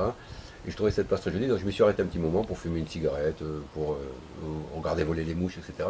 Et en face de moi, il y avait ce type-là qui était assis sur le banc, mais je n'avais pas du tout l'intention de m'adresser à lui, parce qu'il ne paraissait pas intéressant, j'avais encore des a priori sur les gens, quoi, hein. C'est lui qui s'approchait de moi. Il a fait le tour de la voiture, et il me dit, elle est marrante ta voiture. Je dis, ouais, c'est une de chevaux. J'étais resté assez distant, quoi. Et puis il a commencé à me parler de choses qui m'ont commencé à m'intéresser, en me disant que lui il était peintre. Ah, je dis, ah ouais, tu peins quoi? Ah mais tu veux voir? Il dit, c'est ma maison, j'ai mon atelier qui est là-haut. Et là j'ai commencé à m'intéresser parce que ce gars qui était rien, qui paraissait être rien, était peintre. Et il voulait me faire voir sa collection. Et donc il m'a amené dans cette vieille maison qui doit dater je sais pas, du 13e ou 14e siècle, dans le centre de Villefranche-de-Lauragais. On est monté au 3e étage de sa maison. Donc le premier étage c'était un capharnaüm, le 2e étage c'était un capharnaüm au carré, et le 3e étage c'était un capharnaüm puissance 3, et le dernier étage c'était son atelier de peinture. Et là c'est un étage où toute la façade était vitrée et elle donnait sur tout le Lauragais en bas. Une vue magnifique. Et là-dedans il y avait toutes ces peintures. Il y avait des milliers de pots de yaourt qui étaient remplis de couleurs. Et donc il m'expliquait ça. Et il m'a donné, quand je suis parti, donc moi j'avais une tablette de chocolat, j'avais rien à partager avec lui, j'étais monté avec ma tablette de chocolat à la main, on a partagé la tablette de chocolat, et là il me racontait qu'il avait fait pour l'Afrique une association pour l'évolution des gamins au traitement des couleurs, à la peinture, des choses comme ça, une vie passionnante, il avait créé des trucs passionnants. Et quand je suis parti, il m'a donné un petit bout de papier qu'il a déchiré dans un carnet, et il m'a écrit une phrase que je vais te retrouver tout à l'heure, je vais te la lire, en parlant des fous et de ceux qui ne se croyaient pas fous. Quelle est la sagesse de l'un et quelle est la sagesse de l'autre. Une phrase, je ne sais pas si elle est de quelqu'un, parce que je ne suis pas assez érudit en littérature pour l'attribuer à quelqu'un. Je ne suis pas sûr qu'elle soit de lui, en tout cas, mais c'était une très très belle phrase, pour dire qu'en fin de compte, on ne savait pas qui étaient les fous, si c'était les fous ou si c'était ceux qui n'étaient pas fous. C'est marrant, mais en fait, chaque fois, on a envie de rebondir. Là, je vais essayer de condenser. Je suis désolé, Ouais. mais en fait, même en parlant, on est obligé de condenser. Mais il y a tellement de choses qu'on aura envie de dire, tellement de choses qui ont besoin de sortir, etc. Et je pense que une soirée ne suffit pas. Il faudrait se voir des tas de fois. Et c'est ça les rencontres, en fait, c'est se voir et dialoguer sur des choses, mais extraordinaires. Quoi. C'est magnifique. Les rencontres, c'est magnifique. Les Hein, rencontres, c'est le résumé, je suis bien finalement. d'accord avec toi. Mais alors, du coup, qu'est-ce qu'il y a dans ta remorque? Ah, ça c'est la question que tout le monde me pose. Ça, je l'avais pas mis dans les questions. Ouais, hein. c'est la question. D'un seul coup, je l'ai c'est la dit, question là. que tout le monde me pose. En général, j'ai plein de petits trucs, surtout des cadeaux pour les gamins. Parce que si les gamins m'aiment bien, ben les parents ils m'aiment aussi forcément, parce que le gamin il m'appelle tonton. Quasiment tous les enfants de mes amis de rencontre m'appellent tous tonton. C'est marrant, en Afrique, ils font beaucoup ça, c'est Ouais, tonton. Hein. Et en Amérique du Sud aussi, c'est Tio, Tio tonton.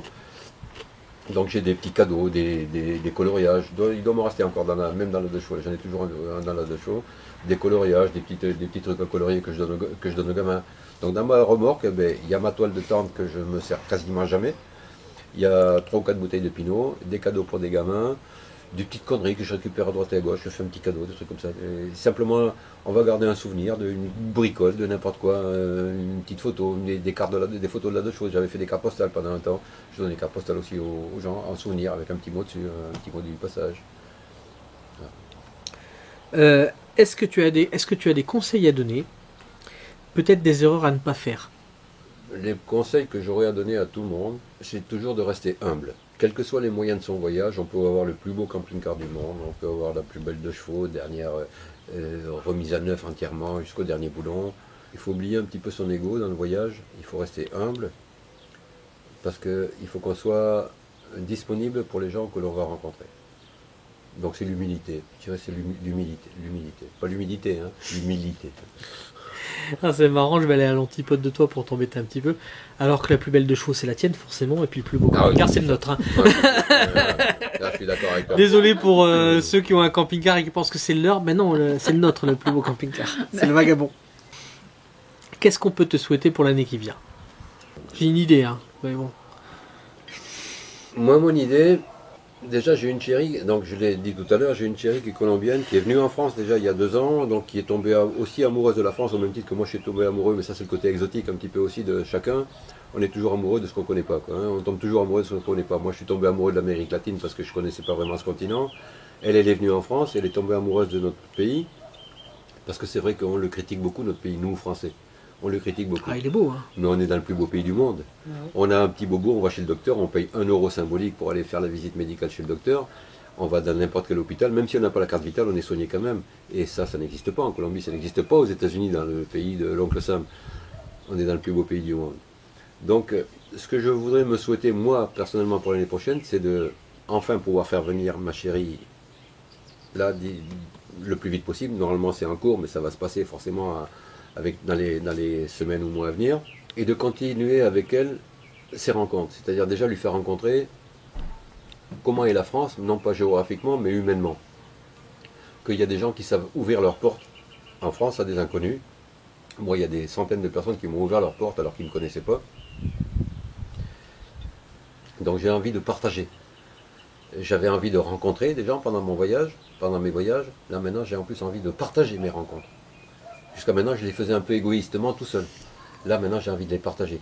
Toi, tu connais ça, tu fais le partage, tu fais le voyage avec ta mère, qui est la plus belle, la plus merveilleuse des personnes pour t'accompagner. Mieux que n'importe quelle maîtresse, c'est ta maman. Et j'ai envie de le partager avec, non pas ma maman, parce que malheureusement elle fait plus de ce monde, mais avec ma chérie. Quoi. Et lui dire, regarde, je te présente Elie, on ne se connaissait pas il y a une semaine, on a sympathisé, on a fait une bouffe ensemble, etc. Mais on est devenus amis, voilà. Et tu vois, lui faire partager les rencontres que j'ai faites qui m'ont ému, mais il y a une frustration. Quand tu fais des belles rencontres, qu'est-ce que tu fais toi à ce moment? Tu es en train de les partager, là. Tu vois? Et tu as envie de les partager. Moi, je n'ai pas tes compétences de cinématographique, on va dire. Je suis pas un pro non plus. Hein. Ouais, non, mais même j'ai pas tes compétences. Donc moi, j'ai une petite page Facebook, voilà, pour un point barre, et encore, quand j'ai pas le moral, je l'alimente même pas. C'est de pouvoir partager mes émotions. D'ailleurs, tu préfères ta copine en France ou toi en Colombie? Ça, c'est une très bonne question.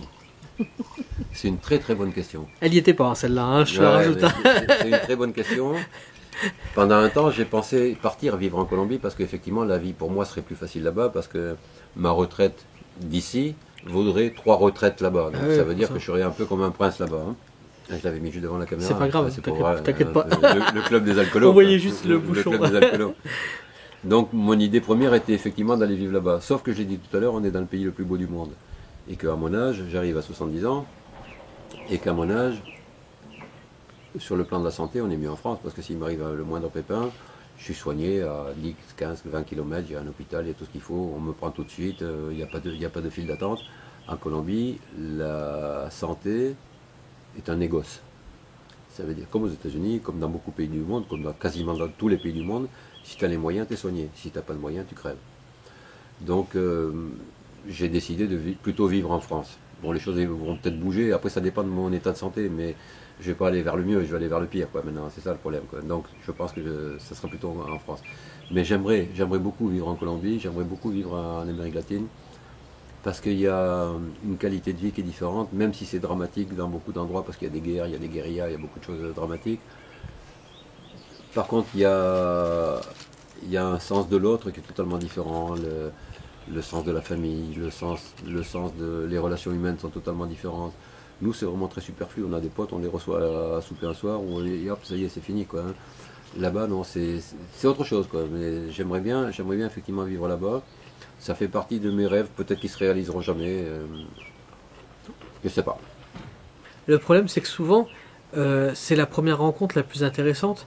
Et à la deuxième, c'est jamais pareil. En fait, la découverte, c'est ce que j'adore, c'est la découverte. Donc, est-ce que finalement, t'as pas envie de faire des nouvelles rencontres? Ah, bien sûr. Voilà, parce que la découverte, c'est ce qu'il y a de plus grand, quoi. Mais tu sais, je te le disais tout à l'heure, la deux chevaux, c'est un piège à rencontre. Pourquoi? Parce Il est vecteur, quoi. C'est un vecteur, ouais, parce que c'est la voiture populaire par excellence. C'est la première voiture populaire qui a existé en France après la guerre. Il n'y en avait pas d'autres avant. Avant, c'était que les voitures pour les docteurs ou pour les maires des communes ou pour les notables, on va dire en tout cas. Mais ça a été la première voiture populaire. Donc ça veut dire qu'à partir de l'après-guerre, en attendant 1 an, 2 ans, 3 ans, tout le monde avait une voiture. Et la voiture, laquelle c'était? C'était la 2 chevaux. Donc dès que je sors avec cette 2 chevaux dans n'importe quel village de France, je m'arrête. Et immédiatement, quelqu'un s'approche pour dire « Ah, mon grand-père en avait une, oh, mon père en avait une, ou moi, c'était ma première voiture. » Et ça y est, la discussion est partie. À partir du moment où la discussion est démarrée, après, il suffit d'être ouvert aux gens, de les écouter, un petit peu ce qu'ils racontent. Et souvent, ils ont des histoires passionnantes parce qu'il y a des agriculteurs qui te racontent qu'ils chargeaient des veaux dans leurs 2 chevaux pour les amener au marché le mercredi matin. Donc il y a des histoires fabuleuses. Qui n'a pas touché la bosse centrale du siège arrière? Par exemple, de la 2 chevaux. Sur la barre, ça fait mal au cul. On est le 3e gamin. Je vois que t'as du vécu. Non, il y a toujours des... Et la porte qui claque. Pas la porte, la fenêtre qui claque. Ou les portes, ouais, la fenêtre qui claque sur les doigts souvent. Ouais. Pour le gendarme, si hop, un coup dans le nez quand même. Ou les portes suicides, parce qu'à l'époque, les premières 2 chevaux s'ouvraient avec les portes suicides. Et moi, je peux te dire que j'adorais les portes suicides. Je raconte dans mon bouquin de souvenirs, ça aussi. Parce que ma mère était couturière, c'est une belle petite anecdote. Et en plus, qu'il y a des conséquences dans son avenir d'homme, après, plus tard. Ma mère était couturière, et à l'époque, on habitait dans un immeuble. Mon père était militaire. Et mon père faisait un peu le rabatteur de toutes les femmes dégradées pour venir faire des robes pour les femmes dégradées. Et ces femmes, elles arrivaient en voiture. Et dans les années 60, les voitures, c'était souvent de 2 chevaux. Et moi, je regardais le carnet de rendez-vous de ma mère, et je savais qu'elle avait rendez-vous tel jour à telle heure avec madame la colonelle ou madame machin pour faire une robe. Et moi, je m'asseyais sur les marches du perron de l'immeuble, là où se garaient les voitures, parce que je savais que la dame, elle allait arriver, quoi. Et quand elle arrivait, elle ouvrait la porte suicide de la de chaux, et puis elle descendait de la voiture. Et là, j'avais une vue plongeante sur les bas et les portes jartelles, ce qui fait que toute ma vie, après, j'ai eu une fixation sur les bas et portes jartelles. Et ça, je l'ai analysé quand j'ai écrit mon livre. Putain, ça remonte à cette époque-là, quoi. Hein. Et c'est pas simplement du voyeurisme, c'est simplement que quelque part dans mon adolescence, j'étais empoigné par les bas et les portes jartelles. Je te raconte même ma vie intime, tu te rends compte? Je peux le mettre. Ah oui, tu peux le mettre. C'est marrant, toujours. Alors, qu'est-ce qui t'a le plus surpris dans les premiers voyages, parce que c'est là, je pense que ça surprend le plus, c'est quand on commence à voyager. Qu'est-ce qui t'a le plus surpris dans tes voyages? L'accueil des gens. L'accueil des gens. Que les gens... J'étais un petit peu intimidé. La première rencontre que j'ai faite, c'était pas très loin de chez moi, mais quelqu'un m'avait invité à 70 km de chez moi, donc c'était pas très loin. J'en avais pour 2 heures, on va dire, avec la deux chevaux, de faire 70 bornes en m'arrêtant pour faire des photos à droite et à gauche. Mais j'avais dit, bon, je me sentais obligé de répondre positivement à une invitation. Mais j'étais intimidé parce que j'avais jamais fait ça, quoi. Et quelque part d'aller chez des gens que tu connais pas. Ouais, tu rentres dans leur intimité. Et puis en plus c'est difficile. Qu'est-ce que tu vas raconter à des gens que tu connais pas? Qu'est-ce qu'ils vont te raconter? T'as rien à leur raconter. T'arrives un peu comme un intrus. Tu les connais pas, t'arrives comme un intrus. Et donc j'avais mis un fil rouge pour avoir un semblant de communication. J'ai dit, bon, je vais écrire, j'avais dans l'idée d'écrire, à cette époque-là, j'avais rien commencé, j'avais dans l'idée d'écrire un livre sur les rencontres que j'allais faire. Et donc j'avais dit aux gens, comme on ne se connaît pas, comme on n'a rien à se raconter a priori, j'ai besoin d'un fil rouge. J'ai mis un fil rouge, quelle est l'histoire qui a marqué le plus votre vie? Par exemple à toi, si je te demande à toi, quelle est l'histoire qui a marqué le plus ta vie? Une anecdote, quelque chose ou de grave, ou d'intime. Faut que je réfléchisse là. Voilà. Et là, souvent, on m'a dit, il faut que je réfléchisse, effectivement. Mais il y a une histoire qui a marqué ta vie, forcément. Ah bon, il y en a des milliers, même. Ou des milliers, mais il y en a une peut-être particulièrement, ou une séparation, ou une histoire, ou je sais pas.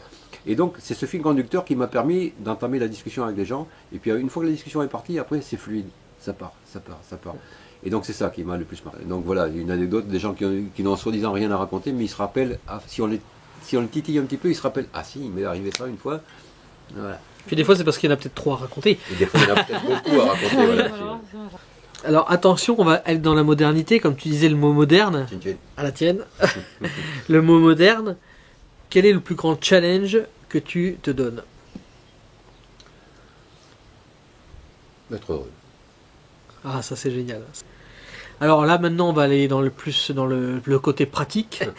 Comment les gens peuvent-ils te suivre? Par exemple, les réseaux sociaux.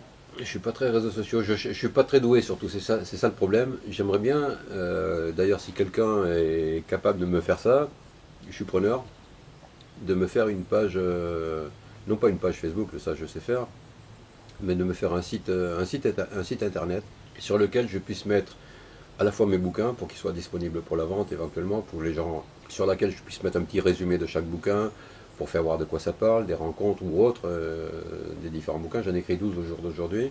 Également aussi pour faire voir ce que je fais avec ma de chaux, parce que là je vis dans le Médoc.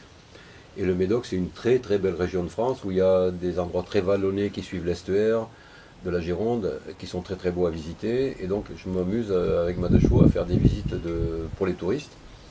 On part le matin à 8h ou 10h, entre 8h et 10h en tout cas, et on rentre le soir vers 18h. Et on fait une journée comme ça se passait à la bonne franquette dans les années 80 quand on partait avec sa voiture et son panier de pique-nique dans le coffre de la voiture. L'idée c'est de faire quelque chose dans ce genre-là. On ne va pas dans les restos, on ne va pas perdre du temps dans les restos. On s'arrête sous un arbre, on met la couverture par terre, on sort le pique-nique, le saucisson, le pinard ou l'eau gazeuse, c'est pas grave. Et on fait une journée conviviale et on découvre avec des petites visites de châteaux, de vins, des dégustations dans des châteaux avec qui j'ai pris déjà quelques reconnaissances. Donc l'idée, ça serait d'arriver à créer un site internet sur lequel je puisse mettre un petit peu mon savoir-faire au niveau littéraire, même si je ne suis pas un grand écrivain, je suis un écrivain du monde de tout le monde. Populaire, quoi. Populaire, voilà. Il y a un copain qui est maintenant un grand copain à moi, à qui j'avais offert une fois mon bouquin. Oui, il m'a dit, oh, moi je lis pas. Il dit, t'inquiète pas, moi je lis pas. Je lis pas. Il dit, j'aime pas lire, je lis pas. Bon, j'ai dit, écoute, je te le file. J'ai donné. Quelques jours plus tard, il me dit, putain, quelques jours plus tard, je veux dire un mois plus tard à peu près, il me dit, quand c'est que t'en as écrit d'autres, ou quand c'est que t'en as écrit un autre? Il dit, parce que tu sais, le dernier bouquin que j'ai lu, c'était Gaffy le fantôme en classe préparatoire. Gaffy le fantôme. J'ai adoré ton livre, j'ai adoré ton livre. Et ça m'a fait un énorme plaisir parce que je me dis, putain, je suis pas un grand écrivain, mais je suis capable de donner le goût à la lecture à quelqu'un qui aime pas lire. C'est une tranche de vie. Et C'est ça aussi qui et ça m'a beaucoup plu. Donc ça m'a donné goût à écrire des choses. Donc c'est pour dire que mes livres, ils sont accessibles vraiment à tout le monde, même à ceux qui n'aiment que Gaffy le fantôme. Hein. Donc je voudrais pouvoir partager ça à travers un site internet, partager les bouquins, mettre des commentaires sur les bouquins, partager ces histoires de baladeurs de chevaux, joindre quelques photos, voir plus si affinité, voir si les choses vont évoluer, il va se passer des choses encore dans ma vie, j'ai encore l'intention de vivre très très longtemps et de pouvoir partager des choses, donc je voudrais pouvoir créer un site internet, c'est mon souhait. Ouais. Alors du coup, moi je vais vous parler d'un petit truc assez marrant. On s'est rencontrés il y a environ un mois, peut-être un peu moins, peut-être 3 semaines, un mois, enfin bon. Et en fait, figurez-vous, il y a un truc assez marrant. Bruno, que beaucoup de gens connaissent sur ma page, hein, sur ma chaîne YouTube, beaucoup de gens le connaissent, Bruno le Gaulois, arrive et me dit, mais dis donc, t'es pas loin toi, t'es à Soulac? Je dis, ah ouais, en ce moment je suis à Soulac. Ah mais on est à côté et tout, ce serait cool qu'on se voit et tout, parce qu'avec Bruno, moi j'adore Bruno et toute la troupe, hein. Et du coup, je suis ah ouais, donc forcément jour de congé, j'y vais et donc on y va la soirée, on passe une super soirée et tout. Et le lendemain, je crois que c'est ouais ou non l'après-midi, je crois l'après-midi, je filme Antoine et puis Alan que j'ai rencontré d'ailleurs ce jour-là, qui était en train avec, je crois qu'il y avait Liam qui était avec eux, qui était en train d'essayer de monter sur un truc en équilibre et de ça, donc je vais filmer.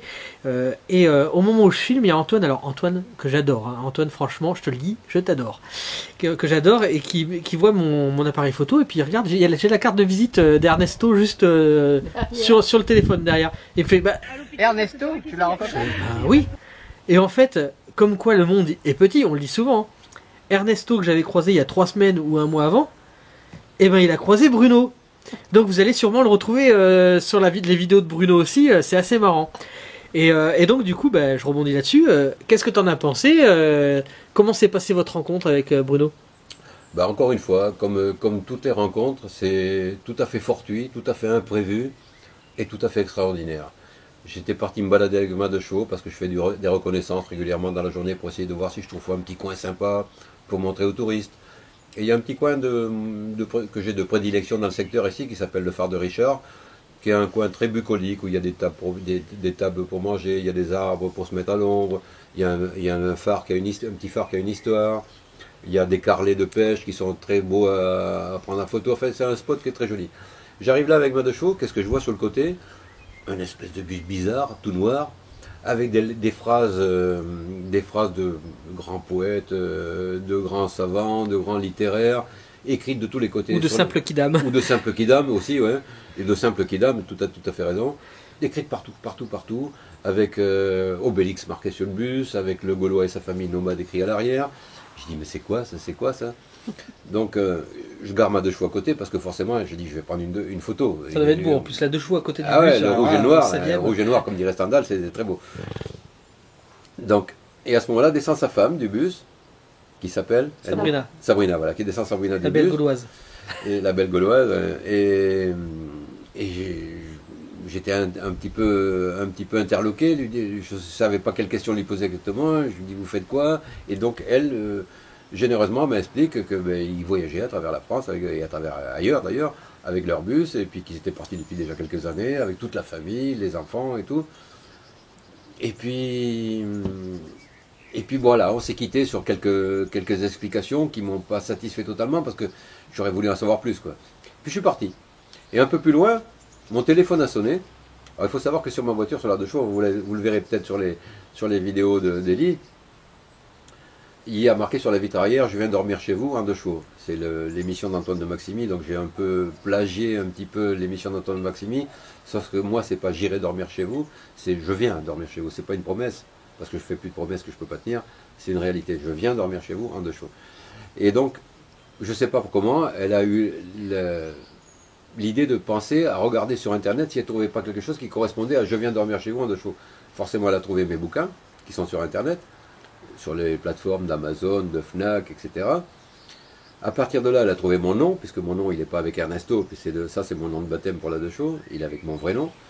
Et à partir de ce nom-là, elle a été sur Messenger, et elle m'a trouvé sur Messenger, et donc elle m'a envoyé un message, et là, j'étais surpris, parce que en moins d'un quart d'heure, j'ai reçu un message sur mon Messenger de quelqu'un que je ne connaissais pas, qui me disait de revenir, parce qu'il y avait un chaudron qui était en train de se préparer pour le soir, pour faire l'apéro, et puis la bouffe du soir, quoi. Donc c'était assez extraordinaire comme probabilité de se rencontrer une 2e fois. Donc j'ai bien sûr fait un demi-tour avec ma 2 chevaux. Et là, on a passé un bon moment à s'expliquer ce que faisait chacun, moi de mon côté, eux avec leur bus de l'autre, qui rencontrait, comment. Et puis depuis, je suis devenu un fanat accro de la chaîne YouTube également aussi du Gaulois, quoi. Ça pourrait faire un super livre d'Astérix et Obélix, une détective chez les Gaulois. Ah ouais, une bonne détective. Alors du coup, on arrive un peu à la clôture de cette interview, si on peut dire. Donc déjà, est-ce que tu es satisfait de cette interview? Bah écoute, moi je suis toujours, dialogue. comme tu as pu le constater, je suis toujours content de pouvoir parler avec les gens de mes rencontres. Tu fais partie de ces rencontres-là, donc a fortiori, quoi. Donc ouais, bien sûr. Est-ce que tu as un petit mot pour la fin? Eh bien, tous ceux qui me voient, en l'occurrence, je souhaite vous rencontrer vous aussi. Si vous voulez m'inviter chez vous, je suis partant, bien sûr, pour venir vous visiter. Alors peut-être que je ne serai pas tout seul cette fois-ci, parce que j'ai fait que des voyages égoïstes tout seul. Mais peut-être que la prochaine fois, vous aurez le plaisir de voir une Colombienne avec moi, une Colombienne qui est très belle, adorable, qui pour l'instant ne parle pas du tout français, mais à vous de prendre quelques cours d'espagnol et puis de me filer un petit coup de main. Alors en plus, une rencontre franco-colombienne, ça doit être super. Et puis en plus, ce qui peut être super, c'est de faire découvrir à une Colombienne toutes les recettes de notre pays, qui sont tellement immenses, hein. Toutes les choses un peu bizarres de nos régions. Là, ça peut être super sympa, hein, parce qu'il y a beaucoup de choses, je pense qu'elle ne doit pas connaître. Hein, ah non, mais même moi le premier, parce que dans chaque voyage que je fais, quand je me pars avec ma 2 chevaux pour aller dormir chez les gens, comme ça, normalement, l'idée, c'est d'aller dormir le soir. Sauf que chacun veut me dire, attends, à côté de chez nous, il y a un château, il faut qu'on aille voir ça. Il y a un tel qui est complètement fou, il faut aller voir ce qu'il fait chez lui. Et puis tu connais la Ligo, par exemple, tu connais tel plat, tu connais tel plat. Donc à chaque fois, ça se termine toujours en 2, 3 journées, voire 3 nuits à passer chez les gens, à découvrir toutes les saveurs culinaires de la région. Les vins, on n'en parle même pas, de toute façon. Et donc, ouais, effectivement, tout ça, j'ai envie de lui faire connaître. Mais j'ai envie de lui faire connaître, non pas dans les restaurants et non pas dans les épiceries, chez les gens. Parce que c'est vraiment chez eux que ça se passe, quoi. Ah ouais, c'est magnifique. Et puis en plus, à chaque fois, on doit rebondir sur autre chose, et on rebondit, et on rebondit. Ouais. Et en fait, ça peut rester une éternité, quoi. C'est dur de s'arrêter. Hein. D'ailleurs, même cette interview est dure de s'arrêter. Je vais quand même conclure, hein, parce que sinon, ça va être très long pour vous. Donc, merci beaucoup déjà du temps que tu nous accordes. Merci à toi de prendre ce temps pour le faire aussi, quoi, hein. Et puis je voulais citer une petite phrase parce que je trouvais que c'était marrant. Cette aventure, ce dialogue, ce fut un peu pour moi comme un petit tour de 2 chevaux, hein. J'espère que je le ferai en vrai aussi. Non, mais ça, avec plaisir quand tu veux. Je crois que tu m'as dit que c'était le mardi que tu bossais pas, c'est ça? Ouais. Eh ben, mardi prochain, je vous propose, on se casse tous les 3 et on va faire une petite virée dans le Médoc. Ah bah alors là, super, Franco. Super. Mais, je prendrai la place du milieu à l'arrière. Voilà, je te garde la place du milieu avec la barre entre l'arrêt des fesses. Voilà, je lui mettais un coussin. Voilà. Quand il était gamin, il se mettait au milieu, je lui mettais un coussin. Par contre, vidéo oblige. Hein, oui, vidéo oblige. Et là, je prévois rien, on se fait une petite journée surprise. On va le conditionner juste à une chose qui est du soleil. Parce que moi, j'aime bien rouler la capote ouverte. Ah oui. Donc, en plus, avec le petit pare-soleil qui est en plus par-dessus. Voilà, donc on va le conditionner. Et alors d'ailleurs, 2 chevaux ou 2 dush? J'aime bien dire 2 dush, moi, j'aime bien dire 2 dush. 2 chevaux, ça fait plus puriste. Moi, ma 2 dush, c'est un peu de tout. Toi, elle a un peu de tout. Moi, c'est comme ça que j'appelle la mienne. La 2 dush, tout le monde appelle la 2 dush. On l'appelle, dans le village ici, tout le monde l'appelle Titine. La Titine d'Ernesto. Alors du coup, on va conclure cette vidéo par un bon petit verre de l'amitié. Avec modération, ça c'est pour YouTube que je le dis, hein. Et puis, je vous dis à bientôt pour de nouvelles aventures. Allez, bisous à tous. Ciao, à bientôt à tous. Mon verre est vide, donc il va falloir qu'on fasse quelque chose, mais de toute façon, on va le plaindre. Voilà, c'est ça. Ouais. À bientôt à tous. À bientôt, les amis. C'est une En plus, elle a une petite histoire. Alors, histoire de chevaux, parce que tu dis souvent les histoires de chevaux, etc. Forcément, il y en a partout. Histoire de chevaux. Si je te dis le lac d'Aix-les-Bains. Oh là là, un orage violent, la capote trouée, avec par des les grêlons. grelons. On était au bord du lac, il est complètement dans Et l'eau. elle t'avait dit, oh non, on part pas tout de suite, on attend. On a bien fait. Toutes les rues inondées. Toutes les rues d'Aix-les-Bains inondées. Alors toute l'eau est Ça partie. portait bien son nom, alors Oui. Aix-les-Bains, quoi. Oui, toute l'eau est partie vers le lac et après on a pu partir. Et c'est d'ailleurs, la c'était capote passé dans le au fond. journal, il y avait une photo, je me rappelle dans le Oui, journal, j'étais gamin, avec alors je sais pas Armageddon. je sais pas qui avait fait cette photo, mais c'était magnifique. Il y avait le lac d'Aix-les-Bains avec un éclair sur le lac. Et Armageddon. Ils ont dit que c'était Armageddon. Ah. C'était horrible. J'ai jamais vu. C'était beau, hein, même. De toute façon, les orages à Et montagne, c'est toujours voilà, impressionnant. c'est le petit bonus. Allez, ciao. Avec une de chevaux.